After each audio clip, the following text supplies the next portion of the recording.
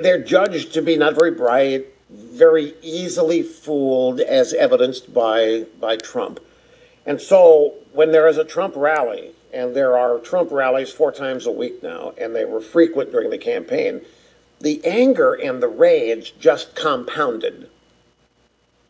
For Trump to go out there and do what he's doing, it's quite another for so many millions of people to love it and to adore it. And that's what's scary to Jim Acosta, because Jim Acosta has spent, along with everybody else in the drive-by media, the last 2 years trying to make you not want to go to a Trump rally. Jim Acosta and his buddies in the media have spent the last 2.5, 3 years trying to make you hate Donald Trump the way they do. They think that's always worked in the past, to get you to abandon Donald Trump. And what do? Well, you just attach yourself even tighter to Trump and his presidency and his campaigns. And they are livid. They're livid at their inability to influence you. So what they do is tell themselves you're too stupid to know what's good for you. Hillary Clinton, the deplorables, right? Hillary Clinton can say, well, you know, incivility is warranted until we get our power back. Everything is made normal with us back in power. They've done everything they can. Everything that's always worked to destroy Republicans in the past and to make you abandon them. Affected the various attack plans, the various schemes to make you distrust. And by the way, out in that regard. By campaigning to promise to do this, that, or the other, they get into office, they do just the exact opposite. So it's been a perfect storm for the media. Elected, properly intimidated.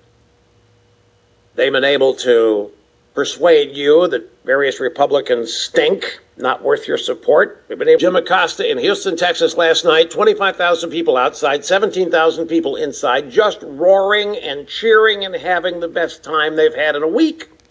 After all his hard work trying to get you to hate Trump, after you keep falling for the lies and you keep falling for the hate, yeah, you're the problem. Jeff Flake was also at the CNN event yesterday.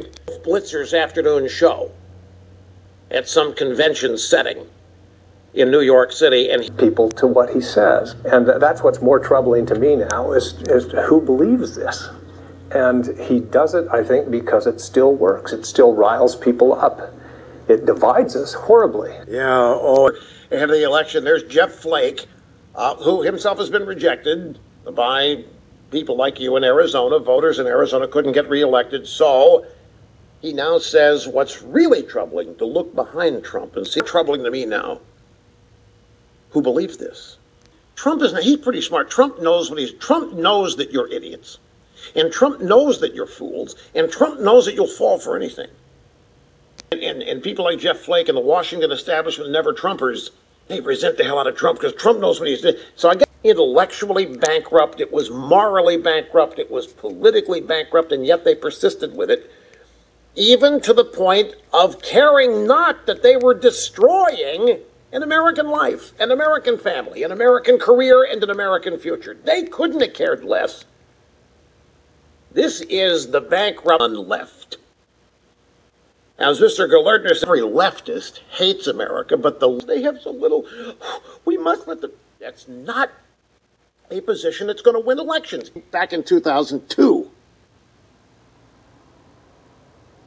if that was the position of a majority of the American people, Donald Trump would have never gotten the Republican nomination.